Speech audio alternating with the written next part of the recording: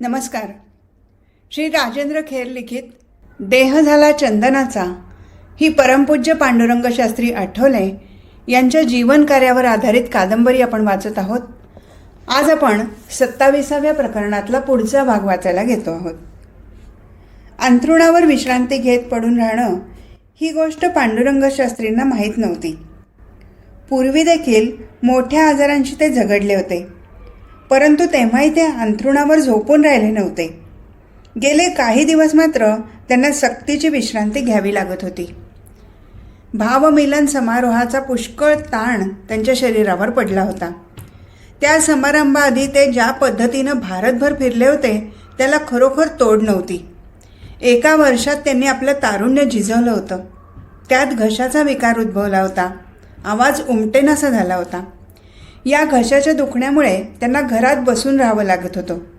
अंथरुणावर पडल्या पडल्या त्यांना नुकत्याच पार पडलेल्या भावमिलन समारोहातले प्रसंग आठवत होते. चित्रपटात जसं एखादं दृश्य फ्लॅशबॅक पद्धतीनं दिसावं आणि विरून जावं, पुन्हा दुसरं दृश्य दिसावं, असाच प्रकार घडत होता. केतकी वर्णाची त्यांची मुद्रा, निळसर वलय असलेले त्यांचे तेजस्वी नेत्र, ते नेत्र त्यांनी आता मिटून घेतले होते. आतल्या आत नेत्रांची हालचाल होत होती. एक एक दृश्य त्या नेत्रांसमोरून सरकत होती. पांडुरंग शास्त्री ते हजारो स्वाध्यायीमधून पायी फिरत होते. लोकांच्या भेटीगाठी घेत होते. ते स्वतः वेगानं फिरत होते, तर त्यांच्या मागोमाग निर्मलताई आणि 16 वर्षाची जयश्री या दोघी त्यांना गाठण्याचा प्रयत्न करत होत्या. ते दृश्य मागे जात होतं. त्यातून जयश्रीनं केलेलं भावकथन दिसत होतं. मधूनच भावमिलन समारोहासाठी विनोबाजी भावे यांनी पाठवलेला अनोखा संदेश समोर झळकत होता.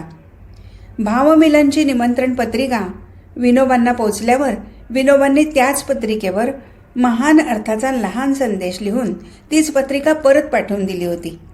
निमंत्रण पत्रिकेवर पांडुरंग शास्त्री आठवले असं नाव होतं. विनोबांनी आठवले या शब्दाला अवतरण केलं आणि त्याखाली विनोबा विसरले असं लिहिलं. पांडुरंग शास्त्री आठवले, विनोबा विसरले, असा त्यांचा 2 ओळींचा संदेश खूपच बोलका होता. ते दृश्य समोर आल्यानंतर पांडुरंग शास्त्रींना स्वतःला हसू आलं. त्या अनुषंगानं त्यांना पूर्वी भेटलेले विनोबाजी आठवले. तो देखावा एकदम धुरकट झाला आणि त्या ठिकाणी भावमिलनची शोभायात्रा दिसायला लागली. खरोखरच त्या अनोख्या शोभायात्रेपासून भावमिलनच्या हृदय समारोहाला प्रारंभ झाला होता. भावमिलन समारोह म्हणजे देशभर विखुरलेल्या स्वाध्यायींचं मिलन होतं. त्यापूर्वी स्वाध्यायी एकाच ठिकाणी एकत्र कधीच आले नव्हते. त्यामुळे पांडुरंग शास्त्री व्यतिरिक्त स्वाध्याय परिवाराच्या विस्ताराची तोपर्यंत कुणालाच कल्पना आली नव्हती. ज्या तरुणांनी कच्छपासून भक्ती फेरीला प्रारंभ केला होता त्यांनाही परिवाराच्या व्याप्तीची कल्पना नव्हती आणि अनायसेच एकत्र येण्याचा योग जुळून आला होता. भगवद्गीता पाठशाळेचा सुवर्ण महोत्सव जवळ आला होता. देशभरातल्या त्या स्वाध्यायींनी भगवद्गीता पाठशाळा देखील बघितली नव्हती. त्यांना ती बघता येणार होती. ज्या लोकांपर्यंत स्वाध्याय कार्य पोचलं होतं अशा लोकांनी मुंबईला एकत्र यावं म्हणूनही या समारोहाचं आयोजन करण्यात आलं होतं. 24, 25 आणि 26 जानेवारी 1976 हे 3 दिवस त्या अनोख्या मिलनासाठी ठरवले होते. पहिल्या दिवशी शोभायात्रा काढण्याचं ठरलं होतं. त्यासाठी पोलीस कमिशनरची परवानगी आवश्यक होती. तो काळ आणीबाणीचा काळ होता. 5 लोक एकत्र येऊ शकत नव्हते. पोलीस कमिशनरांकडे स्वाध्यायी गेले. शोभायात्रेविषयी त्यांना कल्पना दिली. पोलीस कमिशनरनं म्हटलं, तुमचे किती लोक आहेत? 50,000. 50,000? 50,000ची तुमची संघटना आहे आणि आम्हाला माहीतसुद्धा नाही. तेवढे बाहेरून येणार आहेत. मुंबईतले 50-60,000 वेगळे आणि आमची ही संघटना नसून परिवार आहे. मग परवानगी कशी देणार? स्वाध्यायी त्यांना म्हणाले, आम्ही तुम्हाला खात्री देतो तुम्हाला कोणतंही काम पडणार नाही. आणि खरोखरच पोलिसांना कोणतंही काम पडलेलं नव्हतं. 1,00,000-1.25 लाखाची शोभायात्रा शिस्तीत पार पडली होती. स्वयंशिस्त पांडुरंग शास्त्रींनी स्वाध्यायींच्या अंगी बाणवली होती. त्या शिस्तीत पहिली शोभायात्रा पाठशाळेपासून निघाली तर दुसरी चौपाटीवरच्या टिळक पुतळ्यापासून. टिळकांच्या पुतळ्याचं पूजन करून मगच सारे स्वाध्यायी पुढे निघाले. मिरवणूक चौपाटीवरून पुढे पुढे जात होती. सागरालाही नेमकी त्याच वेळेस भरती आली होती. शोभायात्रेत सामील व्हायला जणू तो रत्नाकर आसूसला होता.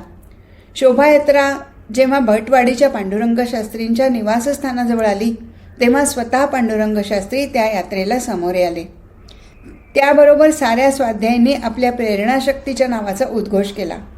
हमारी शक्ती कृष्ण की भक्ती, गली गली में नारा है, पांडुरंग हमारा है, या घोषणांचा आवाज साऱ्या आसमंतात दुमदुमला.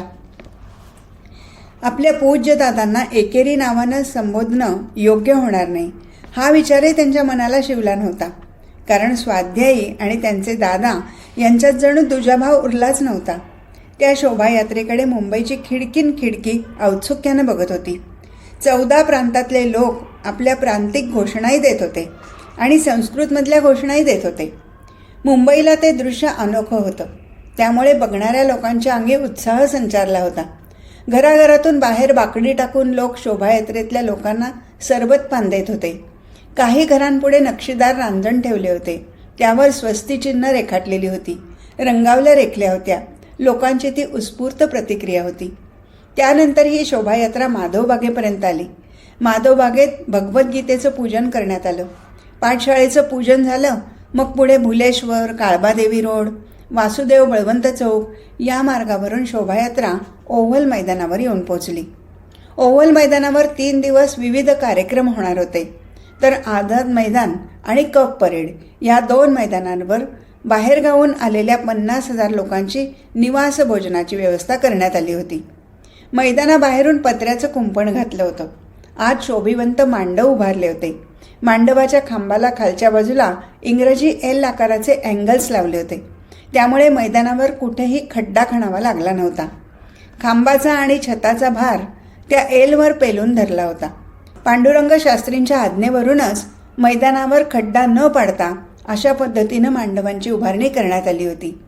मांडवाच्या छताला बारदानं लावली होती व खालच्या बाजूनं पांढरं कापड दोऱ्याने आवळून बांधलं होतं. मांडवातच संडास, पाणी, चहा आणि उकाळा यांची व्यवस्था केली होती. त्याशिवाय नाश्ताही तिथे मिळत होता. जेवणासाठी सर्वजण एका ठिकाणी येत असत. त्यावेळी 10,000 लोकांची एका वेळी पंगत बसत असे. पत्रावळी आणि भाजीच्या वाट्या प्लास्टिकच्या होत्या. वाढण्याचं काम सौराष्ट्रातील स्वाध्यायी बांधव करत होते. त्या 3 दिवसांसाठी मोठ्या प्रमाणावर अन्नसाठा लागणार होता. शासनाची त्यासाठी परवानगी आवश्यक होती. एक सॉलिसिटर स्वाध्यायी पांडुरंग शास्त्रींच्या वतीनं अन्नधान्य पुरवठा मंत्री जगजीवन राम यांच्याकडे दिल्लीला गेले. मंत्री महोदयांशी काय बोलायचं याची पूर्ण कल्पना पांडुरंग शास्त्रीने त्या स्वाध्यायींना दिली होती. जगजीवन राम यांची भेट झाल्यावर तो सॉलिसिटर म्हणाला, आमच्या स्वाध्यायींना शिदा घेऊन खेड्यापाड्यात जाण्याची सवय आहे. कार्यक्रमासाठी ते तसे येतीलही. भांड्या कुंड्यासहित येतील. पण त्यामुळे शासन यंत्रणेवर मोठा ताण पडेल. म्हणून ठराविक कोटा आपण आमच्यासाठी मंजूर करा. आम्ही त्याचे पैसे देऊ. आम्हाला कोणती सवलतही नको. त्यासाठी शासनाशी आम्ही वारंवार संपर्क साधू. हा निर्णय अन्य कोणी घेऊ शकणार नाही म्हणून आपल्याकडे आलो. त्या सॉलिसिटरला उत्तर देण्याऐवजी जगजीवन राम यांनी विचारलं, तुमच्या शास्त्रीजींचे स्पृश्य आणि अस्पृश्यतेविषयी काय विचार आहेत? ते अस्पृश्यता तर मानतात. जगजीवनराम स्तब्ध होऊन मोठ्या आश्चर्यानं त्या सॉलिसिटरकडे पाहू लागले. काही वेळ शांततेत गेल्यानंतर त्या सॉलिसिटरनं आपलं वाक्य पुरं केलं, पण त्यांची अस्पृश्यतेची व्याख्या वेगळी आहे. कोणती? ज्याच्यात राम आहे तो स्पृश्य, ज्याच्यातला राम गेला तो अस्पृश्य. जगजीवनरामांना आश्चर्याचा धक्का बसला. मोठ्या उत्साहानं ते म्हणाले, घ्या घ्या, तुम्हाला हवी ती परवानगी घ्या. अशा तऱ्हेनं अन्नधान्याचा प्रश्न सुटला होता. अन्नधान्याप्रमाणेच वाहतुकीचा प्रश्नही रेल्वे मंत्र्यांनी सोडवला होता. देशातल्या वेगवेगळ्या ठिकाणाहून 14 खास गाड्या मुंबईकडे सोडण्यात आल्या होत्या. अशा तऱ्हेनं निर्विघ्नपणे तो भावमिलन समारोह सुरू झाला. विविध प्रकारच्या कार्यक्रमांचं त्यामध्ये आयोजन करण्यात आलं होतं. एक दिवस देशातल्या विविध क्षेत्रातल्या मान्यवरांचं विचारमंथन झालं. त्यात गुलझारीलाल नंदांसारख्या नेतेमंडळींनीही भाग घेतला. महिला परिसंवाद, युवकांचा परिसंवाद असेही कार्यक्रम झाले. निर्मलाताईंनी महिला परिसंवादात आपले विचार मांडले होते. शिबिरांमधून विचार मांडण्याचा अनुभव त्यांच्या गाठीशी होताच. जयश्रीनं अर्थात दीदींनी सुद्धा भावकथन केलं होतं. पहिल्यांदाच भावमिलन समारंभापासून त्या दीदी बनल्या होत्या. प्रतिदिनी पांडुरंग शास्त्रींनीही प्रवचन केलं होतं. पहिल्या दिवशी त्यांनी स्वाध्यायींना अभयत्व समजावलं होतं. दुसऱ्या दिवशी अजरत्व कसं प्राप्त करून घ्यायचं ते विशद करून सांगितलं होतं. तर तिसऱ्या दिवशी अमरत्व कथन केलं होतं. तिसऱ्या दिवशीच्या प्रवचनाचा समारोप करताना ते म्हणाले होते, आपल्याला अदृश्य अशा शक्तीवर प्रेम करायचं आहे. आपण भगवंताच्या बाबतीत निश्शंक आहोत, कारण आपल्या प्रवृत्तीचा पाया भक्ती आहे. हृदयात भक्ती राखून आपल्याला समाजात फिरायचं आहे, प्रभूचं काम करायचं आहे. प्रवचन संपल्याबरोबर पांडुरंग शास्त्री उठून उभे राहिले. देशाला स्वातंत्र्य कसं मिळालं याविषयी बोलताना ते म्हणाले, पहिलं महायुद्ध झाल्यावर चर्चिल पंतप्रधान झाले. त्यांनी इंग्लंडला विजय मिळवून दिला.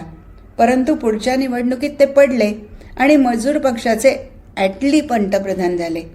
ज्यानं विजय मिळवून दिला त्याचा पक्ष पडू शकतो. ही ईश्वराचीच इच्छा असली पाहिजे भारताला स्वातंत्र्य देण्यासाठी, कारण त्यापूर्वी 15 वर्ष मजूर पक्ष सत्तेवर आला नव्हता आणि पुढची 15 वर्षही आला नाही. त्यामुळे आपल्याला हा लोकसत्ताक दिन बघायला मिळाला. पांडुरंग शास्त्री 26 जानेवारीच्या प्रजासत्ताक दिनाला लोकसत्ताक दिन म्हणायचे. ते विचारायचे, प्रजासत्ताक म्हणायला इथे राजा का आहे? लोकांचं ते लोकसत्ताक. शेवटी ते म्हणाले, भगवंताच्या इच्छेनंच भारताला स्वातंत्र्य मिळालं, म्हणून आजपासून आपण हा 26 जानेवारीचा दिवस योगेश्वर दिवस अर्थात वाय डे मानूया. आता आपण राष्ट्रगीत म्हणू. प्रवचनानंतरचं त्यांचं हे भाषण संपलं, राष्ट्रगीत झालं आणि भावमिलन समारोहाचं सूप वाजलं. 3 दिवसात त्या स्वाध्यायींचं मनोमिलन झालं होतं. आता विरहाचं दुःख उफाळून आलं. एकमेकांना निरोप दिले घेतले गेले. गावोगावचे स्वाध्यायी आपापल्या गावी निघून गेले, सोबत विचाराचं गाठोडं घेऊन. ओव्हल मैदान ओस पडलं. त्या अनोख्या समारोहानंतर स्वाध्यायींनी ते मैदान पूर्ववत केलं. मैदानावर एकही खड्डा पडला नव्हता. कुठेही कचरा अथवा घाणीचं साम्राज्य पसरलं नव्हतं. पांडुरंग शास्त्रींच्या मनाजोगता तो समारोह झाला होता. अंथरुणावर पडल्या पडल्या त्यांना आता हे सारे प्रसंग आठवत होते. ती दृश्य दृष्टीसमोर तरळत होती. मध्येच फिल्म तुटावी तसं झालं. दीदीच्या बोलण्यानं त्यांचा मनोचित्रपट भंग पावला. दीदी म्हणत होत्या, दादा बरं वाटतंय का? घोगऱ्या आवाजात पांडुरंग शास्त्री म्हणाले, हो बरं आहे की. आवाज मात्र घोगरा बनलाय. हो, तुमच्या आवाजाची धार गेली आहे. अगं, तात्यांचा आवाजही एक दिवस असाच गेला होता. तुमचा आवाज गेलाय कुठे? तो फक्त घोगरा बनलाय. आज रिपोर्ट्स येतील ना? क्षणभर शांततेत गेला. मग गंभीरपणाने ते म्हणाले, दीदी एक गोष्ट मी मनाशी ठरवली आहे. पूर्वी गाठीशी कधी पैसा उरायचाच नाही. कार्यासाठी द्रव्य तर लागायचंच. त्यावेळी तुझी भाभी माझ्या मदतीला धावून यायची. सौभाग्याचा दागिना तेवढा सोडला तर तिनं आपल्यासाठी काहीही ठेवलं नव्हतं बघ. हो, मला माहीत आहे. आता दिवस पालटलेत. माझ्याकडे बऱ्यापैकी रक्कम जमा झाली आहे. ती मी तुला द्यायचं ठरवलं आहे. मला काय करायची ती रक्कम? स्वाध्यायात अविरत कार्य करणाऱ्या माझ्या भावांना ती वाटून द्या. पांडुरंग शास्त्री मोठ्या अभिमानानं आपल्या मुलीकडे बघत राहिले. एवढ्यात निर्मलाताई तिथे आल्या. त्यांनी विचारलं, कसलं एवढं बोलणं चाललंय दोघांचं? काही नाही ग, नेहमीचंच. बरं हे बघा, डॉक्टर आलेत बाहेर रिपोर्ट्स घेऊन. आत बोलवू का? हो तर. डॉक्टरांनी आत्री छायामध्ये प्रवेश केला. या डॉक्टर, काय म्हणतोय रिपोर्ट? डॉक्टरांनी पांडुरंग शास्त्रींना प्रणाम केला आणि म्हटलं, दादा सगळं नॉर्मल आहे. कोणताही गंभीर विकार नाही. वा वा, म्हणजे मी पुन्हा बोलायला मोकळा. लगेच बोलायला लागू नका हां. निर्मला, पुन्हा 1000 हत्तींचं बळ आलं बघ. आता तुमचं ऐकतो थोडंच. डॉक्टर निर्मलाताई आणि दीदी त्या उत्साहमूर्तीकडे आश्चर्याने बघत राहिले. प्रकरण 28. नवा इतिहास घडवणारे प्रयोग. 30 जुलै 1979. त्या दिवशी सकाळपासून राजकोटमध्ये पावसाळी हवा होती. पण पावसाची तमा न बाळगता हजारो लोक राजकोटपासून 10 किलोमीटर अंतरावरच्या कालावड रोडवरील शोभायात्रेत सहभागी झाले होते. प्रत्येकाच्या हातात विविध वृक्षाची रोपटी होती. त्या बालतरुंना मिरवत नेताना लोक उत्साहानं घोषणा देत होते, केवळ नाये छोड छे, एमा तो रणछोड छे, उपवन अमारू छे, सकल विश्व मान्य छे. ही केवळ रोपटी नाहीत, यात भगवान आहे, हे उपवन आमचं आहे, अवघ्या विश्वात वेगळं आहे, अशा आशयाच्या ते घोषणा देत होते. ही शोभायात्रा वाजत गाजत कालवड रोडवरच्या याज्ञवल्क्य उपवनात येऊन दाखल झाली. तिथल्या जमिनीत 6,000 रोपांसाठी आधीच खड्डे तयार करण्यात आले होते. तिथे बालतरुंची प्राणप्रतिष्ठा झाल्यानंतर पांडुरंग शास्त्रींचा एक अनोखा प्रयोग सिद्ध होणार होता. मानवी संस्कृतीच्या इतिहासात असा प्रयोग पूर्वी कधीच झालेला नव्हता. पांडुरंग शास्त्रींच्या दिव्य विचार मंथनातून तो प्रयोग प्रत्यक्षात येणार होता. त्या कृष्णभूमीत पहिलं वृक्षमंदिर उभं राहणार होतं. त्या वृक्षमंदिरासाठी जमीन प्राप्तीचं काम कित्येक वर्ष सुरू होतं. जमीन कशासाठी घ्यायची याची कल्पना पांडुरंग शास्त्रींशिवाय अन्य कोणालाही नव्हती. ही नापीक ओसाड जमीन सरकारच्या ताब्यात होती. त्या खडकाळ जमिनीत काहीही उगवत नव्हतं. पांडुरंग शास्त्रीने सरकारकडे रीतसर अर्ज करून सांस्कृतिक विस्तारक संघ या वतीनं ती जमीन खरेदी केली. या सोपस्करासाठी बराच कालावधी गेला होता. पांडुरंग शास्त्री महिन्यातून किमान 2 वेळा तरी राजकोटला जायचे. अखेर 2 भागात विभागलेली 125 बिघा जमीन त्यांच्या ताब्यात आली. पहिल्या भागात 22 एकर जमीन होती, तर दुसऱ्या भागात 28 एकर जमीन होती. आपल्या मनात पूर्ण योजना ठरल्यानंतर एके दिवशी पांडुरंग शास्त्री राजकोट परिसरातल्या स्वाध्यायी शेतकऱ्यांना उद्देशून म्हणाले होते, वृक्ष लावा, वृक्ष जगवा. अशा घोषणा दरवर्षी आपण ऐकतो. वृक्ष लावले जातात, पण ते जगत नाहीत, ही हकीकत आहे. कारण वृक्ष फक्त लावले जातात, पण त्यांना जगवणार कोण, वाढवणार कोण? शिवाय हे वृक्षारोपण करण्यामागे उपयुक्ततेची भावना असते. वृक्षांवर कोणाचं प्रेम नसतं, त्यांच्या फळांवर असतं. खरं म्हणजे वृक्षाच्या जीवनाला स्वतःचा एक वेगळा सुगंध आहे. वृक्ष आपली मुळं जमिनीत खोलवर रुजवतात आणि हवा असलेला रस मिळवतात. त्या बळावर दुसऱ्याला जीवन कशा पद्धतीनं जगायचं याचा उपदेश करीत वृक्ष आढळ उभे राहतात. शंकराप्रमाणे विष पिऊन वृक्ष प्राणीमात्राला मात्र अमृतरूप प्राणवायू देतात. दगड मारणाऱ्याला फळ देतात. आपली मुळं, खोड, छाया, फुलं अशा कितीतरी गोष्टी वृक्ष सतत देत असतात. कोणत्याही प्रकारची परतफेडीची त्यांची अपेक्षा नसते. आपण मात्र केवळ उपयुक्ततेच्या दृष्टीनं वृक्षांकडे बघतो. ते चुकीचं नाही, पण त्यापुढे एक दृष्टी आहे, ती सौंदर्य दृष्टी. पण ते पूर्णत्व नाही. उपयुक्ततेची दृष्टी आणि सौंदर्य दृष्टी याहूनही उच्च दृष्टी आहे, ती म्हणजे दैवी दृष्टी. आपल्या ऋषीमुनींची वृक्षांकडे पाहण्याची अशीच दैवी दृष्टी होती. ऋषींनी सांगितलंच आहे, सर्व ठिकाणी वास करणारं ईशतत्व वृक्षातही आहे.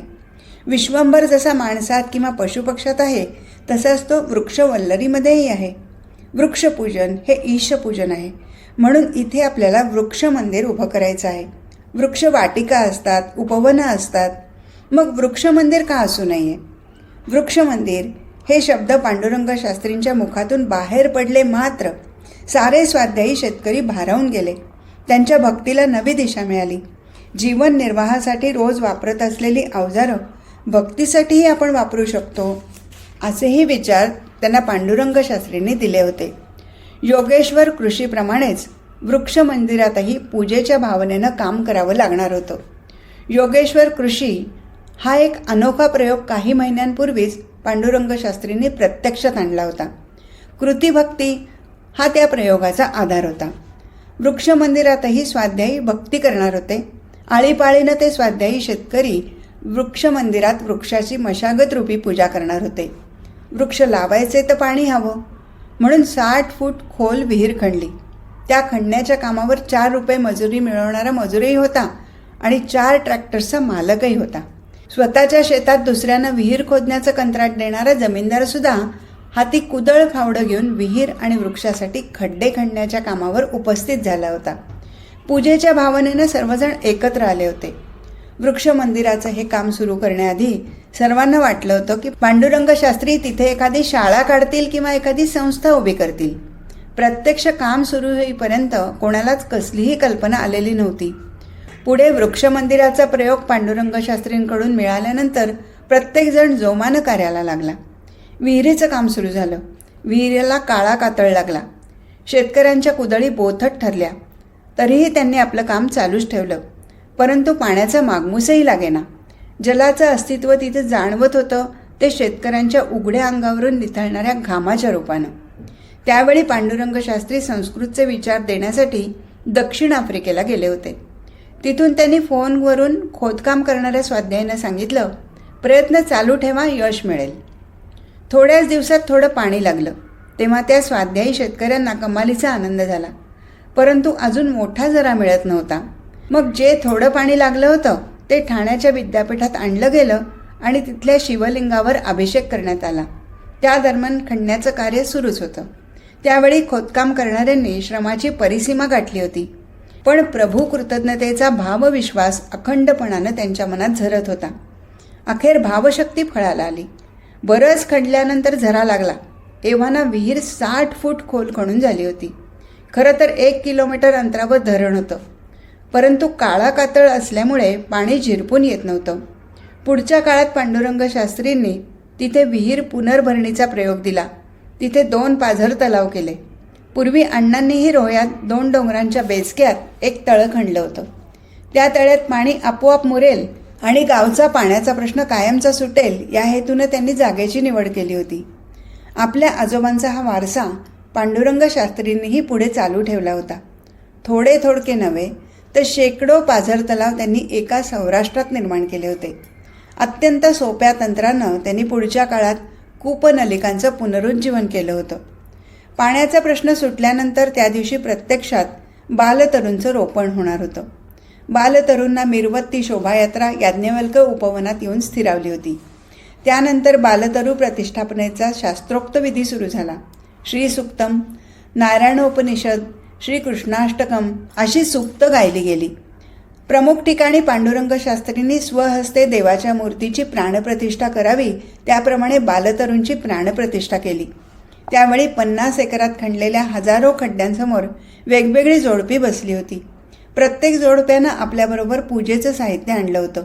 प्रमुख ठिकाणी चाललेला प्राणप्रतिष्ठा विधी आणि वेगवेगळे मंत्र या सर्वांना ध्वनिक्षेपकावरून ऐकू येत होते आणि ती जोडपी त्यानुसार पूजाविधी करत होती. याप्रमाणे अवघ्या 20 मिनिटात हजारो बालतरूंची प्राणप्रतिष्ठा झाली. स्वाध्यायांच्या शिस्तबद्ध कार्याचं हे अनोखं दर्शन होतं. हा प्राणप्रतिष्ठा विधी सुरू असताना त्या याज्ञवल्क्य उपवनापासून पुढे अर्धा किलोमीटरवर पाऊस पडत होता. तर मागेही तितक्याच अंतरावर पाऊस बरसत होता. फक्त उपवनामध्ये चाललेल्या बालतरूंच्या प्राणप्रतिष्ठा विधीमध्ये पावसानं व्यत्यय आणला नव्हता. या कृतीनं निसर्गानंही जणू त्या अनोख्या कार्यावर आपलं प्रेम व्यक्त केलं होतं. स्वाध्याय कार्यासंदर्भात अनेकदा अशा चमत्कारिक गोष्टी घडत. कधी चारी बाजूनी विदा चमकत असतात, पाऊस कोसळत असतो, पण मध्ये चाललेल्या स्वाध्याय कार्यात तो विघ्न आणत नसतो. कधी आकाशात कुठेही ढग नसतो, पण एखादा ढग स्वाध्यायींवर बरसून जातो. आताही तसाच प्रकार घडला होता. पावसानं त्या समारंभामध्ये व्यत्यय आणला नव्हता. हा सारा समारंभ यथाविधी पार पडल्यानंतर पांडुरंग शास्त्रींना समाधान वाटलं. गेले कित्येक दिवस उराशी बाळगलेलं स्वप्न प्रत्यक्षात उतरलं होतं. अर्थात एवढ्यावरच त्यांना थांबायचं नव्हतं. अनेक वृक्षमंदिरं त्यांना उभी करायची होती. परंतु पहिल्या गोष्टीचा आनंद असतोच की. त्या दिवशी दुपारी भोजनानंतर त्याच आनंदात पांडुरंग शास्त्री सर्व स्वाध्यायींशी सुसंवाद साधण्यासाठी बसले. त्या बैठकीत पांडुरंग शास्त्रींना कोणी नवीन गोष्टी सुचवत होतं, तर कोणी काही सूचना मांडत होतं. अशीच एक सूचना पुढे आली. एक स्वाध्यायी म्हणाला, दादा, बालतरूंची प्राणप्रतिष्ठा आज आपण केली, पण त्यांच्या संरक्षणाची व्यवस्था काय करायची? त्यासाठी एखादा पहारेकरी ठेवायला हवा. ती सूचना ऐकून पांडुरंग शास्त्री आश्चर्याने उद्गारले, अहो, मंदिराला पहारेकरी लागतो का पुजारी? पुजारी?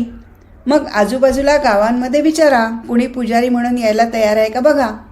पांडुरंग शास्त्रींचं बोलणं ऐकून समोरच्या गावकऱ्यांमध्ये एकच गोंधळ माजला. प्रत्येकजण पुजारी व्हायला तयार होता.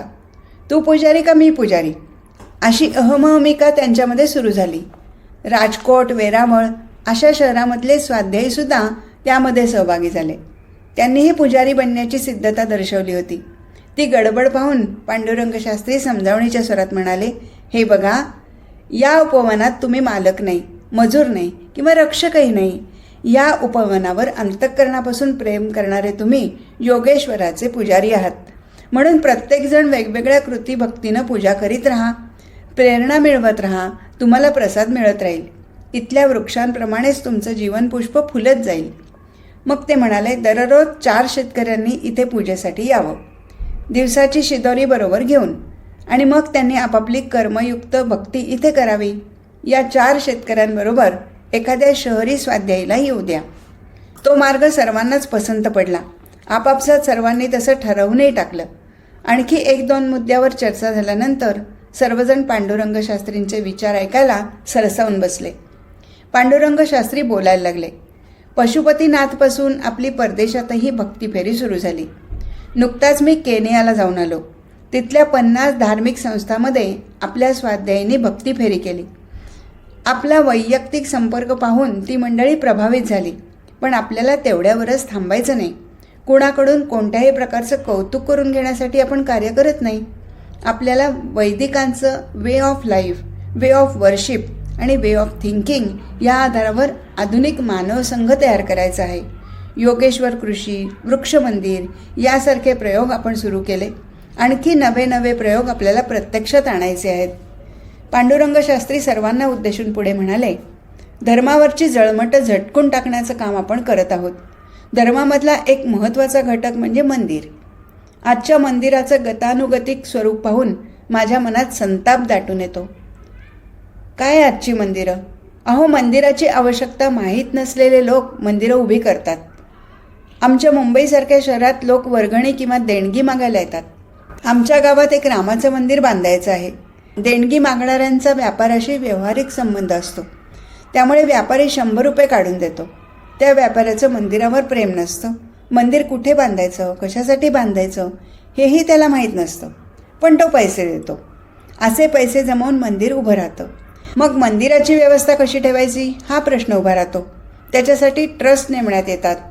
हे ट्रस्टी बहुधा कधीही मंदिरात पूजा करण्यासाठी किंवा दर्शनासाठी जात नाहीत.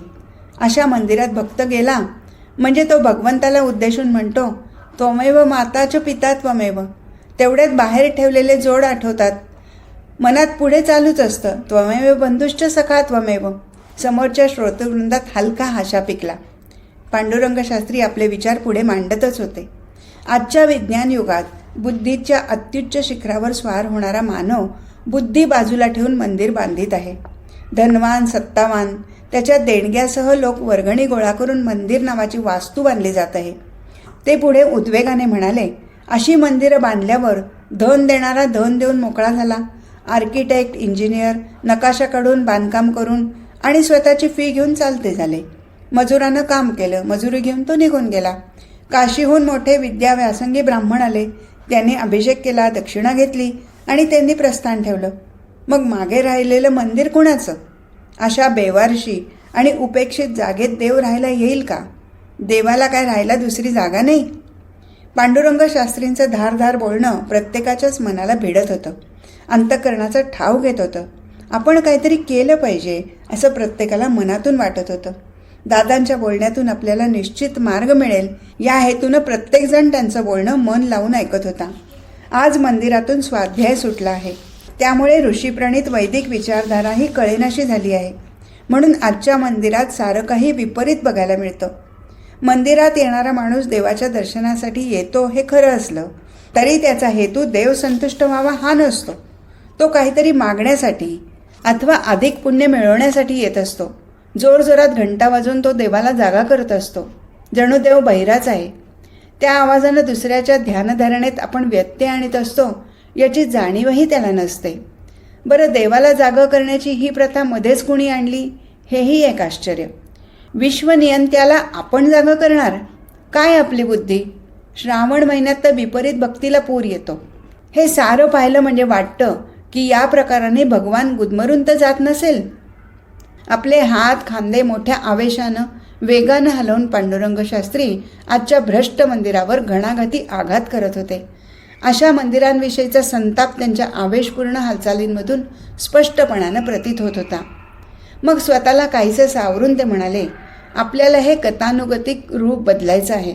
मंदिरांचा जीर्णोद्धार करायचा आहे. जीर्णोद्धार म्हणजे गिलावा करणं नव्हे.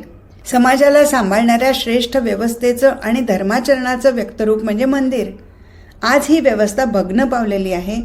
त्याचा वैचारिक जीर्णोद्धार आपल्याला करायचा आहे. नमस्कार.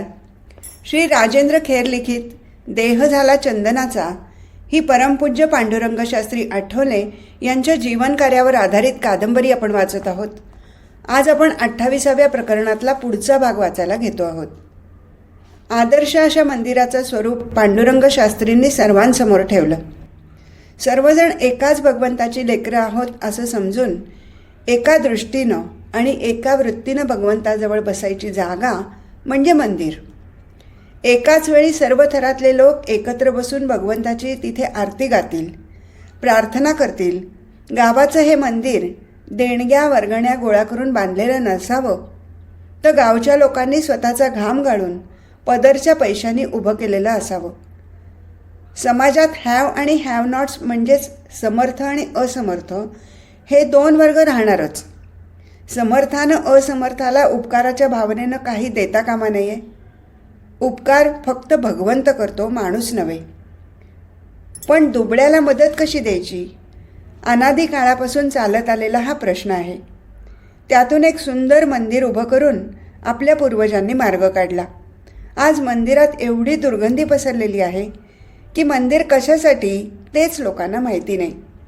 हे सांगून पांडुरंग शास्त्री म्हणाले, समाजातील सर्व थरात एकता आली पाहिजे. एका तासासाठी तरी उच्च नीचता विसरता यावी यासाठी मंदिर आहे. संध्याकाळी आरतीच्या वेळी संपूर्ण गाव एकत्र येईल. मोठमोठे जमीनदार असतील आणि मजूरही असतील. सगळे एकमेकांजवळ मांडीला मांडी लावून बसतील भगवंताची लेकरं म्हणून. त्यामुळे सामाजिक अन्याय कमी होईल. सर्वांनी मंदिरामध्ये स्वतःच्या कमाईतून भगवंताचा भाग ठेवलेला असेल. त्याच्या प्रसादाची अशी व्यवस्था व्हायला पाहिजे की गावात कोणी उपाशी राहणार नाही, निर्वस्त्र राहणार नाही. आजच्या खोट्या अर्थशास्त्रानंच लोकांना उपाशी आणि निर्वस्त्र ठेवलं आहे. पण आपली ही प्राचीन परंपरा दिव्य आहे. जशी कुटुंब प्रमुखाला जी पैशाची कमाई होते ती संपूर्ण कुटुंबाची असते, तशीच कमाई मंदिरात व्हायला हवी. म्हणजे ती लक्ष्मीरूप होईल. समाजानं बाजूला काढलेला भगवंताचा भाग, त्यातूनच दुर्बळ घटनांना प्रसाद मिळेल. अशी मंदिरं आपल्याला उभी करायची आहेत. काही क्षण थांबून त्यांनी हसतमुखानं सर्वांवरून दृष्टी फिरवली. अपेक्षित परिणाम त्यांना दिसून येत होता. ते मग म्हणाले, भगवंताला तुमच्या कमाईतला भाग काढून द्यायचा आहे. तो भाग तुमचा राहणार नाही. तो अत्युच्च निर्मितम होईल. तो भगवंतासमोर ठेवून त्यामधून ज्याला गरज असेल त्याला हवा तेवढा भाग द्यायचा. मंदिराची व्यवस्था सांभाळणाऱ्यानं ते काम बघायचं. नाहीतर लोक देवासमोर 5 पैसे टाकतात. देव काय भिकारी आहे? तसं असेल तर एक भिकारी मंदिराच्या बाहेर उभा आहे आणि दुसऱ्या मंदिराच्या गाभाऱ्यात उभा आहे असा अर्थ होईल. म्हणून खऱ्या मंदिराची कल्पना ध्यानात घ्या. असं आदर्श मंदिर हे सोशो इकॉनॉमिक अर्थात सामाजिक अर्थकेंद्र असेल. पूजा घरी एकांतात बसून करायची असते. याचा अर्थ मंदिरात पूजा करायची नाही असं होत नाही. पण मंदिराचा मुख्य हेतू ध्यानात ठेवा. सामाजिक अन्याय होणार नाही अशी एक जागा प्रत्येक गावात असली पाहिजे. तशी कुटीर मंदिरं आपल्याला उभी करायची आहेत. सरतेशेवटी पांडुरंग शास्त्री म्हणाले, आर्यावर्तात यज्ञविचार आणि वेदविद्या प्रभावीपणानं कार्यरत होत्या. दक्षिण भारतात शास्त्रीय मूर्तिपूजा प्रचलित होती. या दोन्हीच्या एकत्रीकरणाची आवश्यकता वाटू लागली तेव्हा श्रीरामानं आणि सीतामाईनं या 2 विचारधारा एक केल्या आणि खरी संस्कृती निर्माण केली. 14 वर्षाच्या वनवासातलं त्यांचं हे सर्वश्रेष्ठ कार्य. ही मूर्तिपूजा भारतीयांनी उचलली आणि तिला घराघरात नेऊन पोचवली. त्या काळी मंदिरं नव्हती. जेव्हा देव घरातच राहू लागला तेव्हा तो सामाजिक व्यवहारातून दूर झाला. त्यामुळे आपण एकाच पित्याची लेकरं आहोत ही भावना समाजातून नष्ट होऊ लागली. पर्यायानं सामाजिक स्वास्थ्य बिघडलं. अशावेळी समाजाला एका विचारानं देवाजवळ आणणं आवश्यक होऊन बसलं. यासाठी सर्व समाजानं एकाच ठिकाणी येऊन आपल्या अडीअडचणी आणि संकटं दूर व्हावीत म्हणून एक जागा निश्चित केली. ती जागा म्हणजेच मंदिर. अशीच मंदिरं आपल्याला उभी करायची आहेत. मी पुढच्या खेपेला गुजरातमध्ये येईन तेव्हा आपल्याला हा प्रयोग सिद्ध करायचा आहे. पांडुरंग शास्त्रींचं बोलणं संपलं होतं. मग पुढे काही वेळ प्रश्नोत्तर झाली. जमलेल्या स्वाध्यायींनी शंका विचारला. पांडुरंग शास्त्रींनी त्यांच्या शंकांचं निरसन केलं. त्यानंतर मात्र ते तिथून निघाले. त्यांना तातडीनं मुंबईला परतायला हवं होतं. भक्ती फेरीसाठी स्वाध्यायी बांधव लवकरच हिमालयात जाणार होते. त्यांना मार्गदर्शन करायला हवं होतं. मोठ्या खुशीतच ते राजकोटच्या याज्ञवल्क्य उपवनातून निघाले. पहिल्या वृक्षमंदिराची प्रस्थापना झाल्याचं समाधान त्यांना निश्चितच वाटत होतं. आदर्शवत मंदिराचा अर्थात अमृतालयम उभारणीचा संकल्पही त्यांना उत्साह प्रदान करणारा असाच होता. आज इथेच थांबू. हरिओम तत्सत.